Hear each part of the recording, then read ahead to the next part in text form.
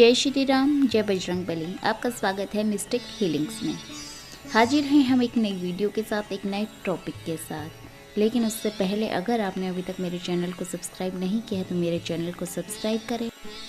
आज हम आपके लिए लेकर आए हैं धन्वंतरी मंत्र। मंत्र है ओम नमो भगवते महासुदर्शनाय वासुदेवाय धन्वंतरे अमृत कलश हस्ताय सर्व भय विनाशाय सर्व रोग निवारणाय त्रैलोक्य पत्ते त्रैलोक्य निधे श्री महाविष्णु स्वरूपाय श्री धन्वंतरी स्वरूपाय श्री श्री श्री औषध चक्राय नारायणाय नमः। इस मंत्र का हम जाप करेंगे 108 बार। तो चलिए शुरू करते हैं।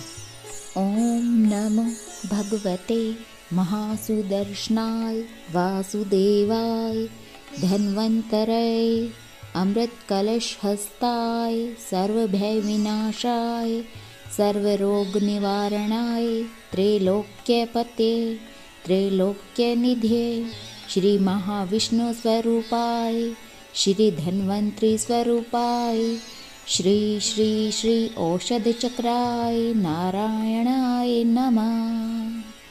ओम नमो भगवते महासुदर्शनाय वासुदेवाय धन्वंतरे अमृत कलश हस्ताय सर्व भय विनाशाय सर्व रोग निवारणाय त्रैलोक्य पत्ते त्रैलोक्य निधे श्री महाविष्णु स्वरूपाय श्री धन्वंतरी स्वरूपाय श्री श्री श्री औषध चक्राय नारायणाय नमः। ओम नमो भगवते महासुदर्शनाय वासुदेवाय धन्वंतरे अमृत कलश हस्ताय सर्व भय विनाशाय सर्व रोग निवारणाय त्रैलोक्य पत्ये त्रैलोक्य निधे श्री महाविष्णु स्वरूपाय श्री धन्वंतरी स्वरूपाय श्री श्री श्री औषध चक्राय नारायणाय नमः।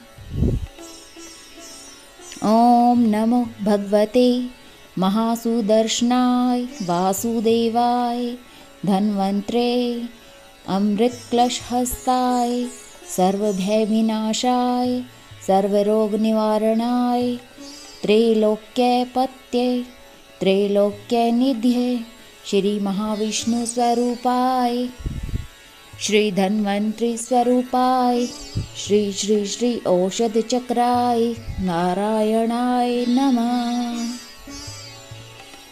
ओम नमो भगवते महासुदर्शनाय वासुदेवाय धन्वंतरे अमृत कलश हस्ताय सर्व भय विनाशाय सर्व रोग निवारणाय त्रैलोक्य पत्ये त्रैलोक्य निधे श्री महाविष्णु स्वरूपाय श्री धन्वंतरी स्वरूपाय श्री श्री श्री औषध चक्राय नारायणाय नमः। ओम नमो भगवते महासुदर्शनाय वासुदेवाय धन्वंतरे अमृत कलश हस्ताय सर्व भय विनाशाय सर्व रोग निवारणाय त्रैलोक्य पत्ये त्रैलोक्य निधे श्री महाविष्णु स्वरूपाय श्री धन्वंतरी स्वरूपाय श्री श्री श्री औषध चक्राय नारायणाय नमः। ओम नमो भगवते महासुदर्शनाय वासुदेवाय धन्वंतरे अमृत कलश हस्ताय सर्व भय विनाशाय सर्व रोग निवारणाय त्रैलोक्य पते त्रैलोक्य निधे श्री महाविष्णु स्वरूपाय श्री धन्वंतरी स्वरूपाय श्री श्री श्री औषध चक्राय नारायणाय नमः। ओम नमो भगवते महासुदर्शनाय वासुदेवाय धन्वंतरे अमृत कलश हस्ताय सर्व भय विनाशाय सर्व रोग निवारणाय त्रैलोक्य पत्ये त्रैलोक्य निधे श्री महाविष्णु स्वरूपाय श्री धन्वंतरी स्वरूपाय श्री श्री श्री औषधचक्राय नारायणाय नमः। ओम नमो भगवते महासुदर्शनाय वासुदेवाय धन्वंतरे अमृतकलशहस्ताय सर्वभयविनाशाय सर्वरोगनिवारणाय त्रैलोक्यपतये त्रैलोक्यनिधये श्री महाविष्णुस्वरूपाय श्री धन्वंतरी स्वरूपाय श्री श्री श्री औषधचक्राय नारायणाय नमः।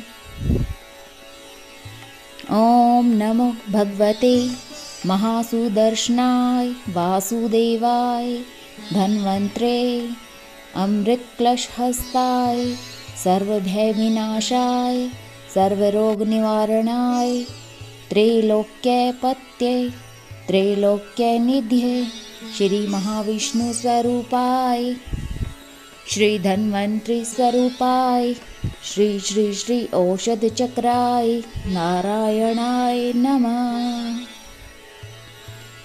ओम नमो भगवते महासुदर्शनाय वासुदेवाय धन्वंतरे अमृतकलशहस्ताय सर्वभयविनाशाय सर्वरोगनिवारणाय त्रैलोक्यपतये त्रैलोक्यनिधये श्री महाविष्णुस्वरूपाय श्री धन्वंतरी स्वरूपाय श्री श्री श्री औषधचक्राय नारायणाय नमः। ओम नमो भगवते महासुदर्शनाय वासुदेवाय धन्वंतरे अमृतकलशहस्ताय सर्वभयविनाशाय सर्वरोगनिवारणाय त्रैलोक्यपतये त्रैलोक्यनिधये श्री महाविष्णुस्वरूपाय श्री धन्वंतरी स्वरूपाय श्री श्री श्री औषधचक्राय नारायणाय नमः। ओम नमो भगवते महासुदर्शनाय वासुदेवाय धन्वंतरे अमृतकलशहस्ताय सर्वभयविनाशाय सर्वरोगनिवारणाय त्रैलोक्यपतये त्रैलोक्यनिधये श्री महाविष्णुस्वरूपाय श्री धन्वंतरी स्वरूपाय श्री श्री श्री औषधचक्राय नारायणाय नमः। ओम नमो भगवते महासुदर्शनाय वासुदेवाय धन्वंतरे अमृतकलशहस्ताय सर्वभयविनाशाय सर्वरोगनिवारणाय त्रैलोक्यपतये त्रैलोक्यनिधये श्री महाविष्णुस्वरूपाय श्री धन्वंतरी स्वरूपाय श्री श्री श्री औषधचक्राय नारायणाय नमः। ओम नमो भगवते महासुदर्शनाय वासुदेवाय धन्वंतरे अमृतकलशहस्ताय सर्वभयविनाशाय सर्वरोगनिवारणाय त्रैलोक्यपतये त्रैलोक्यनिधये श्री महाविष्णुस्वरूपाय श्री धन्वंतरी स्वरूपाय श्री श्री श्री औषधचक्राय नारायणाय नमः। ओम नमो भगवते महासुदर्शनाय वासुदेवाय धन्वंतरे अमृतकलशहस्ताय सर्वभयविनाशाय सर्वरोगनिवारणाय त्रैलोक्यपतये त्रैलोक्यनिधये श्री महाविष्णुस्वरूपाय श्री धन्वंतरी स्वरूपाय श्री श्री श्री औषधचक्राय नारायणाय नमः। ओम नमो भगवते महासुदर्शनाय वासुदेवाय धन्वंतरे अमृतकलशहस्ताय सर्वभयविनाशाय सर्वरोगनिवारणाय त्रैलोक्यपतये त्रैलोक्यनिधये श्री महाविष्णुस्वरूपाय श्री धन्वंतरी स्वरूपाय श्री श्री श्री औषधचक्राय नारायणाय नमः। ओम नमो भगवते महासुदर्शनाय वासुदेवाय धन्वन्त्रे अमृतकलशहस्ताय सर्वभयविनाशाय सर्वरोगनिवारणाय त्रैलोक्यपत्ये त्रैलोक्यनिध्ये श्री महाविष्णुस्वरूपाय श्री धन्वन्त्री स्वरूपाय श्री श्री श्री औषधचक्राय नारायणाय नमः। ओम नमो भगवते महासुदर्शनाय वासुदेवाय धन्वन्तरे अमृतकलशहस्ताय सर्वभयविनाशाय सर्वरोगनिवारणाय त्रैलोक्यपते त्रैलोक्यनिधे श्री महाविष्णुस्वरूपाय श्री धन्वन्तरी स्वरूपाय श्री श्री श्री औषधचक्राय नारायणाय नमः। ओम नमो भगवते महासुदर्शनाय वासुदेवाय धन्वन्तरे अमृतकलशहस्ताय सर्वभयविनाशाय सर्वरोगनिवारणाय त्रैलोक्यपत्ये त्रैलोक्यनिधे श्री महाविष्णुस्वरूपाय श्री धन्वन्तरी स्वरूपाय श्री श्री श्री औषधचक्राय नारायणाय नमः। ओम नमो भगवते महासुदर्शनाय वासुदेवाय धन्वन्तरे अमृतकलशहस्ताय सर्वभयविनाशाय सर्वरोगनिवारणाय त्रैलोक्यपत्ये त्रैलोक्यनिधे श्री महाविष्णुस्वरूपाय श्री धन्वन्तरी स्वरूपाय श्री श्री श्री औषधचक्राय नारायणाय नमः। ओम नमो भगवते महासुदर्शनाय वासुदेवाय धन्वन्तरे अमृतकलशहस्ताय सर्वभयविनाशाय सर्वरोगनिवारणाय त्रैलोक्यपत्ये त्रैलोक्यनिधे श्री महाविष्णुस्वरूपाय श्री धन्वन्तरी स्वरूपाय श्री श्री श्री औषधचक्राय नारायणाय नमः। ओम नमो भगवते महासुदर्शनाय वासुदेवाय धन्वन्तरे अमृतकलशहस्ताय सर्वभयविनाशाय सर्वरोगनिवारणाय त्रैलोक्यपत्ये त्रैलोक्यनिधे श्री महाविष्णुस्वरूपाय श्री धन्वन्तरी स्वरूपाय श्री श्री श्री औषधचक्राय नारायणाय नमः। ओम नमो भगवते महासुदर्शनाय वासुदेवाय धन्वन्तरे अमृतकलशहस्ताय सर्वभयविनाशाय सर्वरोगनिवारणाय त्रैलोक्यपत्ये त्रैलोक्यनिधे श्री महाविष्णुस्वरूपाय श्री धन्वन्तरी स्वरूपाय श्री श्री श्री औषधचक्राय नारायणाय नमः। ओम नमो भगवते महासुदर्शनाय वासुदेवाय धन्वन्तरे अमृतकलशहस्ताय सर्वभयविनाशाय सर्वरोगनिवारणाय त्रैलोक्यपते त्रैलोक्यनिधे श्री महाविष्णुस्वरूपाय श्री धन्वन्तरी स्वरूपाय श्री श्री श्री औषधचक्राय नारायणाय नमः। ओम नमो भगवते महासुदर्शनाय वासुदेवाय धन्वन्तरे अमृतकलशहस्ताय सर्वभयविनाशाय सर्वरोगनिवारणाय त्रैलोक्यपत्ये त्रैलोक्यनिधे श्री महाविष्णुस्वरूपाय श्री धन्वन्तरी स्वरूपाय श्री श्री श्री औषधचक्राय नारायणाय नमः। ओम नमो भगवते महासुदर्शनाय वासुदेवाय धन्वन्तरे अमृतकलशहस्ताय सर्वभयविनाशाय सर्वरोगनिवारणाय त्रैलोक्यपत्ये त्रैलोक्यनिधे श्री महाविष्णु स्वरूपाय, श्री धन्वंतरि स्वरूपाय, श्री श्री श्री औषध चक्राय नारायणाय नमः। ओम नमो भगवते महासुदर्शनाय वासुदेवाय धन्वंतरे अमृतकलशहस्ताय सर्वभयविनाशाय सर्वरोगनिवारणाय त्रैलोक्यपत्ये त्रैलोक्यनिधये श्री महाविष्णु स्वरूपाय, श्री धन्वंतरि स्वरूपाय, श्री श्री श्री औषध चक्राय नारायणाय नमः।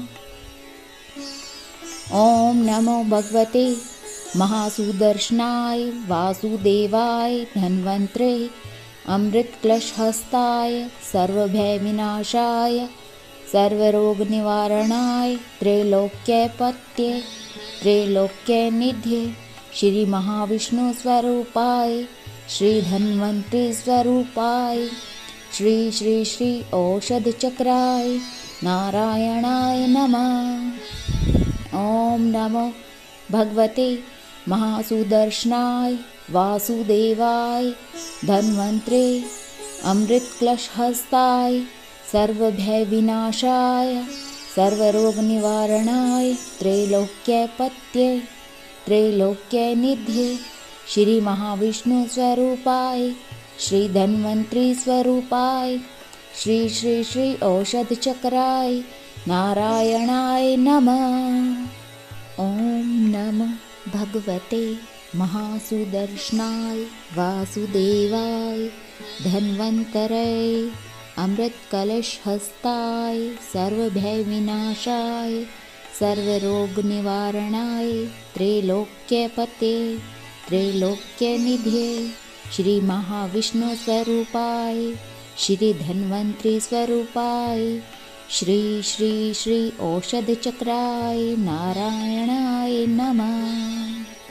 ओम नमो भगवते महासुदर्शनाय वासुदेवाय धन्वंतरे अमृतकलशहस्ताय सर्वभयविनाशाय सर्वरोगनिवारणाय त्रैलोक्यपत्ये त्रैलोक्यनिधये श्री महाविष्णु स्वरूपाय, श्री धन्वंतरि स्वरूपाय, श्री श्री श्री औषध चक्राय नारायणाय नमः।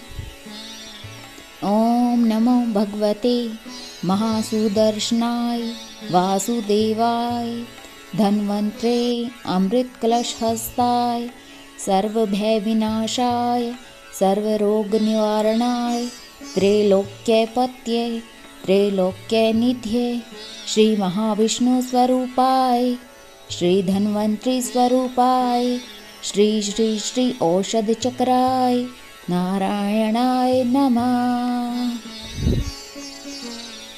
ओम नमो भगवते महासुदर्शनाय वासुदेवाय धन्वंतरे अमृतकलशहस्ताय सर्वभयविनाशाय सर्वरोगनिवारणाय त्रैलोक्यपत्ये त्रैलोक्यनिधये श्री महाविष्णु स्वरूपाय, श्री धन्वंतरि स्वरूपाय, श्री श्री श्री औषध चक्राय नारायणाय नमः।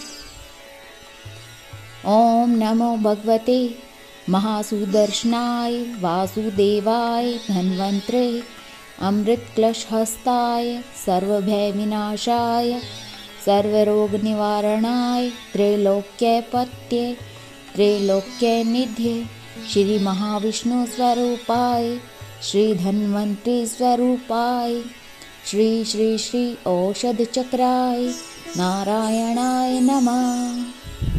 ओम नमो भगवते महासुदर्शनाय वासुदेवाय धन्वंतरे अमृतकलशहस्ताय सर्वभयविनाशाय सर्वरोगनिवारणाय त्रैलोक्यपत्ये त्रैलोक्यनिधये श्री महाविष्णु स्वरूपाय, श्री धन्वंतरि स्वरूपाय, श्री श्री श्री औषध चक्राय नारायणाय नमः।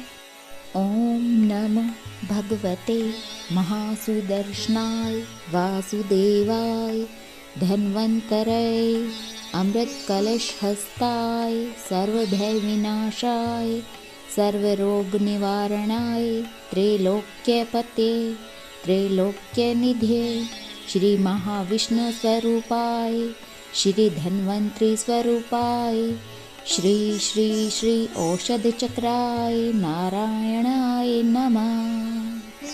ॐ नमो भगवते महासुदर्शनाय वासुदेवाय धन्वन्तरे अमृतकलशहस्ताय सर्वभयविनाशाय सर्वरोगनिवारणाय त्रैलोक्यपते त्रैलोक्यनिधये श्री महाविष्णुस्वरूपाय श्री धन्वन्तरी स्वरूपाय श्री श्री श्री औषधचक्राय नारायणाय नमः। ॐ नमो भगवते महासुदर्शनाय वासुदेवाय धन्वन्तरे अमृतकलशहस्ताय सर्वभयविनाशाय सर्वरोगनिवारणाय त्रैलोक्यपते त्रैलोक्यनिधये श्री महाविष्णुस्वरूपाय श्री धन्वन्तरी स्वरूपाय श्री श्री श्री औषधचक्राय नारायणाय नमः। ॐ नमो भगवते महासुदर्शनाय वासुदेवाय धन्वन्तरे अमृतकलशहस्ताय सर्वभयविनाशाय सर्वरोगनिवारणाय त्रैलोक्यपते त्रैलोक्यनिधये श्री महाविष्णुस्वरूपाय श्री धन्वन्तरी स्वरूपाय श्री श्री श्री औषधचक्राय नारायणाय नमः। ॐ नमो भगवते महासुदर्शनाय वासुदेवाय धन्वन्तरे अमृतकलशहस्ताय सर्वभयविनाशाय सर्वरोगनिवारणाय त्रैलोक्यपते त्रैलोक्यनिधये श्री महाविष्णुस्वरूपाय श्री धन्वन्तरी स्वरूपाय श्री श्री श्री औषधचक्राय नारायणाय नमः। ॐ नमो भगवते महासुदर्शनाय वासुदेवाय धन्वन्तरे अमृतकलशहस्ताय सर्वभयविनाशाय सर्वरोगनिवारणाय त्रैलोक्यपते त्रैलोक्यनिधये श्री महाविष्णुस्वरूपाय श्री धन्वन्तरी स्वरूपाय श्री श्री श्री औषधचक्राय नारायणाय नमः। ॐ नमो भगवते महासुदर्शनाय वासुदेवाय धन्वन्तरये अमृतकलशहस्ताय सर्वभयविनाशाय सर्वरोगनिवारणाय त्रैलोक्यपते त्रैलोक्यनिधये श्री महाविष्णुस्वरूपाय श्री धन्वन्तरी स्वरूपाय श्री श्री श्री औषधचक्राय नारायणाय नमः। ॐ नमो भगवते महासुदर्शनाय वासुदेवाय धन्वन्तरे अमृतकलशहस्ताय सर्वभयविनाशाय सर्वरोगनिवारणाय त्रैलोक्यपते त्रैलोक्यनिधये श्री महाविष्णुस्वरूपाय श्री धन्वन्तरी स्वरूपाय श्री श्री श्री औषधचक्राय नारायणाय नमः। ॐ नमो भगवते महासुदर्शनाय वासुदेवाय धन्वन्तरे अमृतकलशहस्ताय सर्वभयविनाशाय सर्वरोगनिवारणाय त्रैलोक्यपते त्रैलोक्यनिधये श्री महाविष्णुस्वरूपाय श्री धन्वन्तरी स्वरूपाय श्री श्री श्री औषधचक्राय नारायणाय नमः। ॐ नमो भगवते महासुदर्शनाय वासुदेवाय धन्वन्तरे अमृतकलशहस्ताय सर्वभयविनाशाय सर्वरोगनिवारणाय त्रैलोक्यपत्ये त्रैलोक्यनिधये श्री महाविष्णुस्वरूपाय श्री धन्वन्तरि स्वरूपाय श्री श्री श्री औषधचक्राय नारायणाय नमः।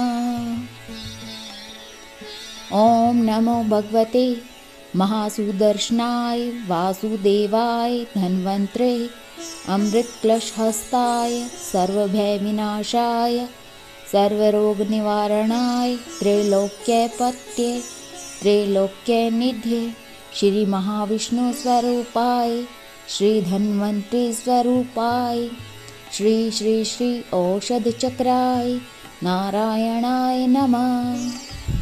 ओम नमो भगवते महासुदर्शनाय वासुदेवाय धन्वन्तरे अमृतकलशहस्ताय सर्वभयविनाशाय सर्वरोगनिवारणाय त्रैलोक्यपत्ये त्रैलोक्यनिधये श्री महाविष्णुस्वरूपाय श्री धन्वन्तरि स्वरूपाय श्री श्री श्री औषधचक्राय नारायणाय नमः। ओम नमो भगवते महासुदर्शनाय वासुदेवाय धन्वन्तरे अमृतकलशहस्ताय सर्वभयविनाशाय सर्वरोगनिवारणाय त्रैलोक्यपते त्रैलोक्यनिधये श्री महाविष्णुस्वरूपाय श्री धन्वन्तरि स्वरूपाय श्री श्री श्री औषधचक्राय नारायणाय नमः। ओम नमो भगवते महासुदर्शनाय वासुदेवाय धन्वन्तरे अमृतकलशहस्ताय सर्वभयविनाशाय सर्वरोगनिवारणाय त्रैलोक्यपत्ये त्रैलोक्यनिधये श्री महाविष्णुस्वरूपाय श्री धन्वन्तरि स्वरूपाय श्री श्री श्री औषधचक्राय नारायणाय नमः।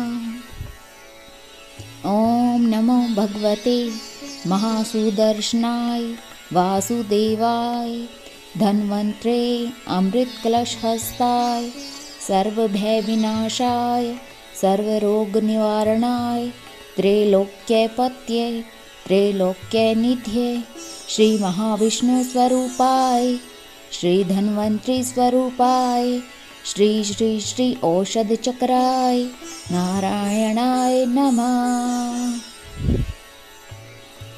ओम नमो भगवते महासुदर्शनाय वासुदेवाय धन्वन्तरे अमृतकलशहस्ताय सर्वभयविनाशाय सर्वरोगनिवारणाय त्रैलोक्यपत्ये त्रैलोक्यनिधये श्री महाविष्णुस्वरूपाय श्री धन्वन्तरि स्वरूपाय श्री श्री श्री औषधचक्राय नारायणाय नमः। ओम नमो भगवते महासुदर्शनाय वासुदेवाय धन्वन्तरे अमृतकलशहस्ताय सर्वभयविनाशाय सर्वरोगनिवारणाय त्रैलोक्यपत्ये त्रैलोक्यनिधये श्री महाविष्णुस्वरूपाय श्री धन्वन्तरि स्वरूपाय श्री श्री श्री औषधचक्राय नारायणाय नमः। ओम नमो भगवते महासुदर्शनाय वासुदेवाय धन्वन्तरे अमृतकलशहस्ताय सर्वभयविनाशाय सर्वरोगनिवारणाय त्रैलोक्यपत्ये त्रैलोक्यनिधये श्री महाविष्णुस्वरूपाय श्री धन्वन्तरि स्वरूपाय श्री श्री श्री औषधचक्राय नारायणाय नमः। ओम नमो भगवते महासुदर्शनाय वासुदेवाय धन्वन्तरे अमृतकलशहस्ताय सर्वभयविनाशाय सर्वरोगनिवारणाय त्रैलोक्यपते त्रैलोक्यनिधये श्री महाविष्णुस्वरूपाय श्री धन्वंतरि स्वरूपाय श्री श्री श्री औषध चक्राय नारायणाय नमः।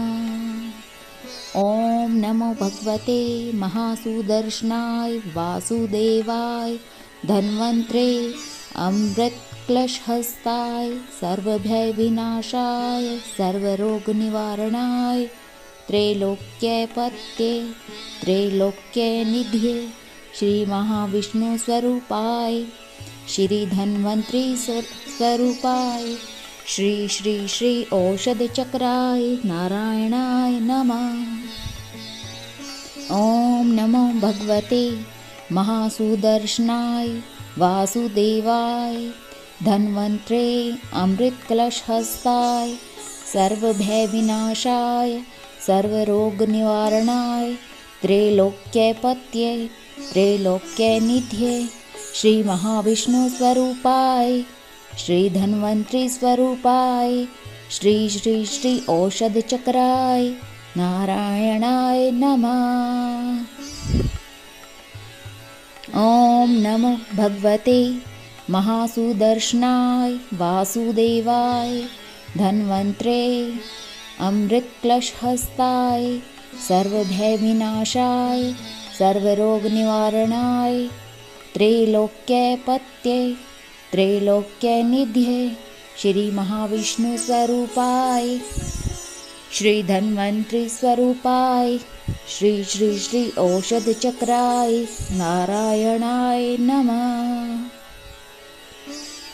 ओम नमो भगवते महासुदर्शनाय वासुदेवाय धन्वंतरे अमृत क्लशहस्ताय सर्वभय विनाशाय सर्वरोग निवारणाय त्रैलोक्यपत्ये त्रैलोक्य निधये श्री महाविष्णु स्वरूपाय श्री धन्वंतरि स्वरूपाय श्री श्री श्री औषध चक्राय नारायणाय नमः।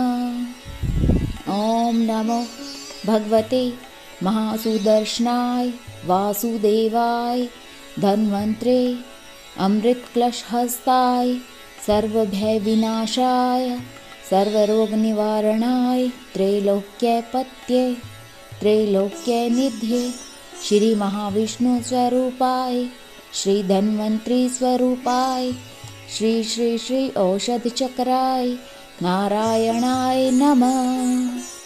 ओम नमो भगवते महासुदर्शनाय वासुदेवाय धन्वंतरे अमृत कलशहस्ताय सर्वभय विनाशाय सर्वरोग निवारणाय त्रैलोक्यपते त्रैलोक्य निधये श्री महाविष्णु स्वरूपाय श्री धन्वंतरि स्वरूपाय श्री श्री श्री औषध चक्राय नारायणाय नमः।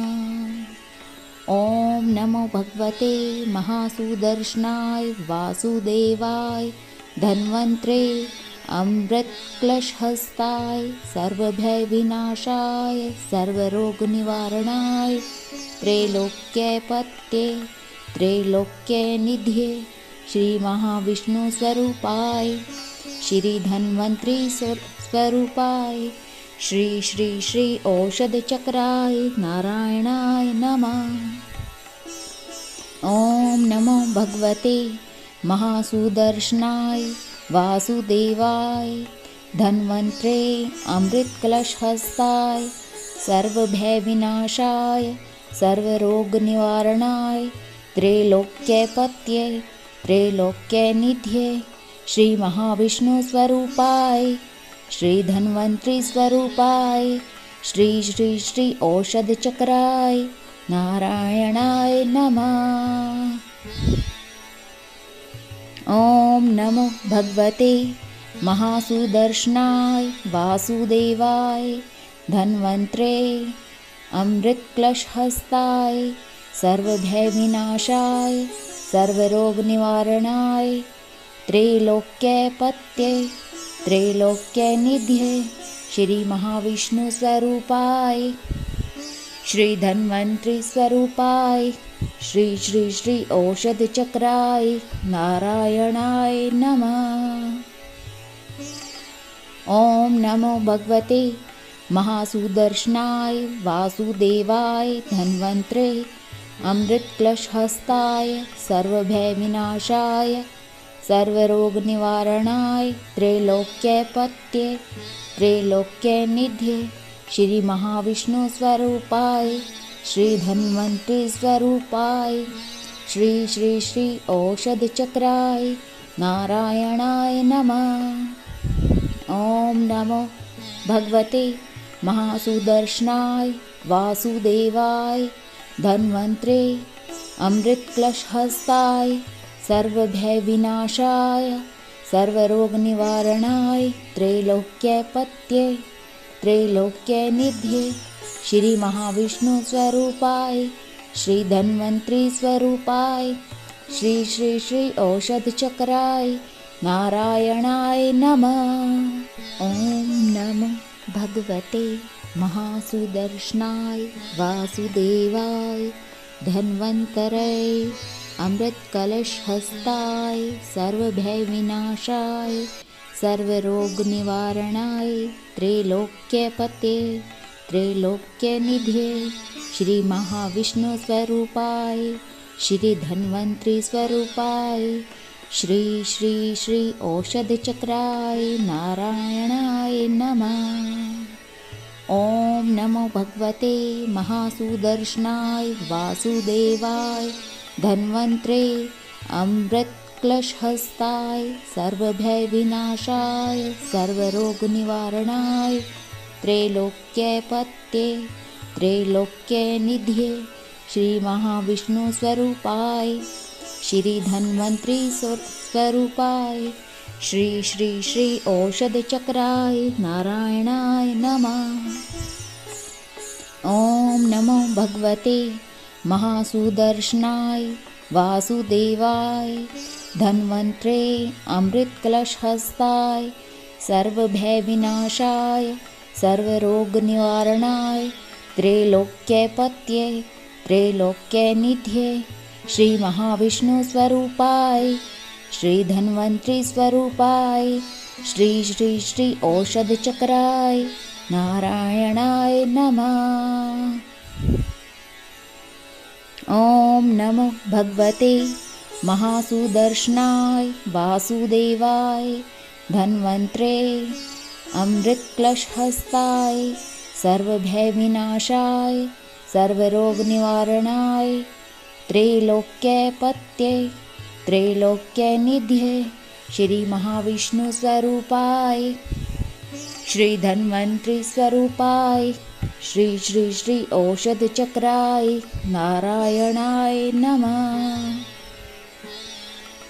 ॐ नमो भगवते महासुदर्शनाय वासुदेवाय धन्वन्त्रे अमृतकलशहस्ताय सर्वभयविनाशाय सर्वरोगनिवारणाय त्रैलोक्यपत्ये त्रैलोक्यनिधये श्री महाविष्णुस्वरूपाय श्री धन्वन्त्री स्वरूपाय श्री श्री श्री औषधचक्राय नारायणाय नमः। ॐ नमो भगवते महासुदर्शनाय वासुदेवाय धन्वन्त्रे अमृतकलशहस्ताय सर्वभयविनाशाय सर्वरोगनिवारणाय त्रैलोक्यपत्ये त्रैलोक्यनिधये श्री महाविष्णुस्वरूपाय श्री धन्वन्त्री स्वरूपाय श्री श्री श्री औषधचक्राय नारायणाय नमः। ॐ नमो भगवते महासुदर्शनाय वासुदेवाय धन्वन्तरे अमृतकलशहस्ताय सर्वभयविनाशाय सर्वरोगनिवारणाय त्रैलोक्यपते त्रैलोक्यनिधये श्री महाविष्णुस्वरूपाय श्री धन्वन्त्री स्वरूपाय श्री श्री श्री औषधचक्राय नारायणाय नमः। ॐ नमो भगवते महासुदर्शनाय वासुदेवाय धन्वन्त्रे अमृतकलशहस्ताय सर्वभयविनाशाय सर्वरोगनिवारणाय त्रैलोक्यपत्ये त्रैलोक्यनिधये श्री महाविष्णु स्वरूपाय श्री धन्वंतरि स्वरूपाय श्री श्री श्री औषध चक्राय नारायणाय नमः। ओम नमो भगवते महासुदर्शनाय वासुदेवाय धन्वंतरे अमृतकलशहस्ताय सर्वभय विनाशाय सर्वरोगनिवारणाय त्रैलोक्यपतये त्रैलोक्यनिधये श्री महाविष्णु स्वरूपाय श्री धन्वंतरि स्वरूपाय श्री श्री श्री औषध चक्राय नारायणाय नमः। ओम नमो भगवते महासुदर्शनाय वासुदेवाय धन्वंतरे अमृतकलशहस्ताय सर्वभय विनाशाय सर्वरोगनिवारणाय त्रैलोक्यपतये त्रैलोक्यनिधये श्री महाविष्णु स्वरूपाय श्री धन्वंतरि स्वरूपाय श्री श्री श्री औषध चक्राय नारायणाय नमः। ओम नमो भगवते महासुदर्शनाय वासुदेवाय धन्वंतरे अमृतकलशहस्ताय सर्वभय विनाशाय सर्वरोगनिवारणाय त्रैलोक्यपतये त्रैलोक्यनिधये श्री महाविष्णु स्वरूपाय श्री धन्वंतरि स्वरूपाय श्री श्री श्री औषध चक्राय नारायणाय नमः। ओम नमो भगवते महासुदर्शनाय वासुदेवाय धन्वंतरे अमृतकलशहस्ताय सर्वभय विनाशाय सर्वरोगनिवारणाय त्रैलोक्यपतये त्रैलोक्यनिधये श्री महाविष्णु स्वरूपाय श्री धन्वंतरि स्वरूपाय श्री श्री श्री औषध चक्राय नारायणाय नमः। ओम नमो भगवते महासुदर्शनाय वासुदेवाय धन्वंतरे अमृतकलशहस्ताय सर्वभय विनाशाय सर्वरोगनिवारणाय त्रैलोक्यपतये त्रैलोक्यनिधये श्री महाविष्णु स्वरूपाय श्री धन्वंतरि स्वरूपाय श्री श्री श्री औषध चक्राय नारायणाय नमः। ओम नमो भगवते महासुदर्शनाय वासुदेवाय धन्वंतरे अमृतकलशहस्ताय सर्वभय विनाशाय सर्वरोगनिवारणाय त्रैलोक्यपतये त्रैलोक्यनिधये श्री महाविष्णु स्वरूपाय श्री धन्वंतरि स्वरूपाय श्री श्री श्री औषध चक्राय नारायणाय नमः। ओम नमो भगवते महासुदर्शनाय वासुदेवाय धन्वंतरे अमृतकलशहस्ताय सर्वभय विनाशाय सर्वरोगनिवारणाय त्रैलोक्यपतये त्रैलोक्यनिधये श्री महाविष्णु स्वरूपाय श्री धन्वंतरि स्वरूपाय श्री श्री श्री औषध चक्राय नारायणाय नमः।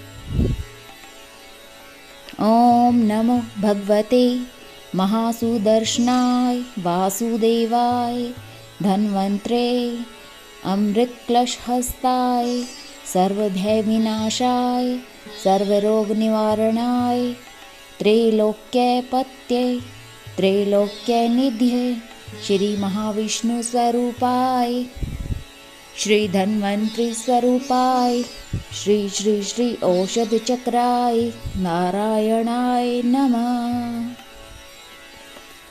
ओम नमो भगवते महासुदर्शनाय वासुदेवाय धन्वंतरे अमृतकलशहस्ताय सर्वभय विनाशाय सर्वरोगनिवारणाय त्रैलोक्यपतये त्रैलोक्यनिधये श्री महाविष्णु स्वरूपाय श्री धन्वंतरि स्वरूपाय श्री श्री श्री औषध चक्राय नारायणाय नमः।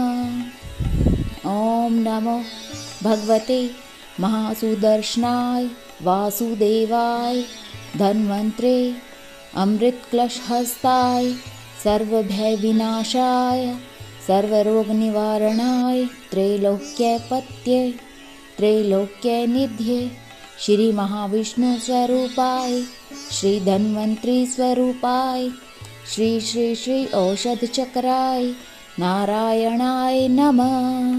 ओम नमो भगवते महासुदर्शनाय वासुदेवाय धन्वन्तरे अमृतकलशहस्ताय सर्वभयविनाशाय सर्वरोगनिवारणाय त्रैलोक्यपते त्रैलोक्यनिधे श्री महाविष्णु स्वरूपाय श्री धन्वंतरी स्वरूपाय श्री श्री श्री औषध चक्राय नारायणाय नमः।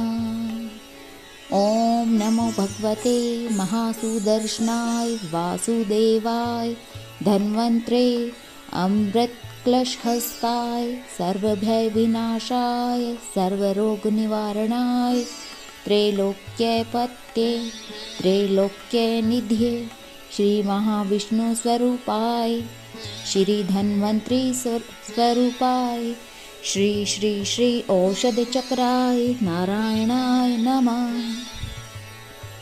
ओम नमो भगवते महासुदर्शनाय वासुदेवाय धन्वंतरे अमृतकलशहस्ताय सर्वभयविनाशाय सर्वरोगनिवारणाय त्रैलोक्यपत्ये त्रैलोक्यनिध्ये श्री महाविष्णु स्वरूपाय श्री धन्वंतरी स्वरूपाय श्री श्री श्री औषध चक्राय नारायणाय नमः।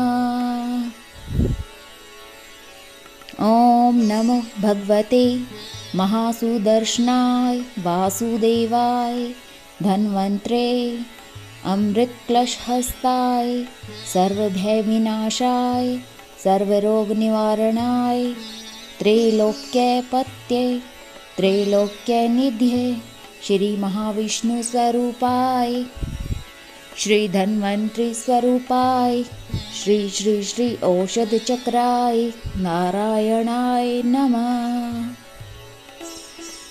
ओम नमो भगवते महासुदर्शनाय वासुदेवाय धन्वंतरे अमृतकलशहस्ताय सर्वभयविनाशाय सर्वरोगनिवारणाय त्रैलोक्यपत्ये त्रैलोक्यनिध्ये श्री महाविष्णु स्वरूपाय श्री धन्वंतरी स्वरूपाय श्री श्री श्री औषध चक्राय नारायणाय नमः।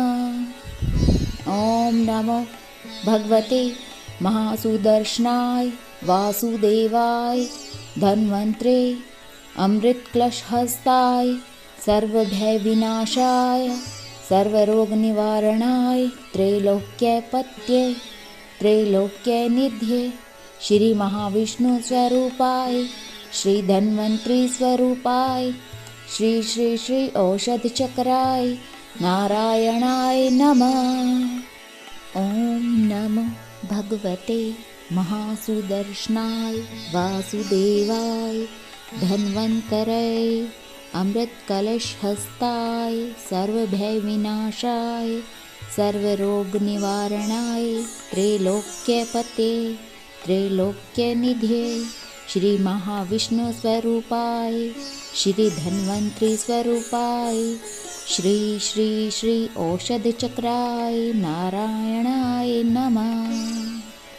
ओम नमो भगवते महासुदर्शनाय वासुदेवाय धन्वंतरे अमृतकलशहस्ताय सर्वभयविनाशाय सर्वरोगनिवारणाय त्रैलोक्यपत्ये त्रैलोक्यनिध्ये श्री महाविष्णु स्वरूपाय श्री धन्वंतरी स्वरूपाय श्री श्री श्री औषध चक्राय नारायणाय नमः।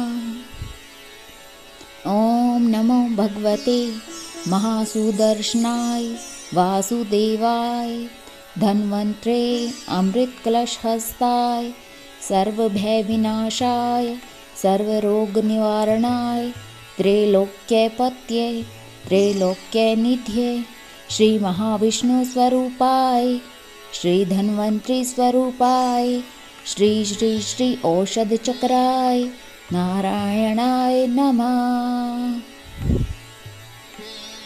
ॐ नमो भगवते महासुदर्शनाय वासुदेवाय धन्वन्तरे अमृतकलशहस्ताय सर्वभयविनाशाय सर्वरोगनिवारणाय त्रैलोक्यपत्ये त्रैलोक्यनिधये श्रीमहाविष्णुस्वरूपाय श्रीधन्वन्तरीस्वरूपाय श्री श्री श्री औषधचक्राय नारायणाय नमः।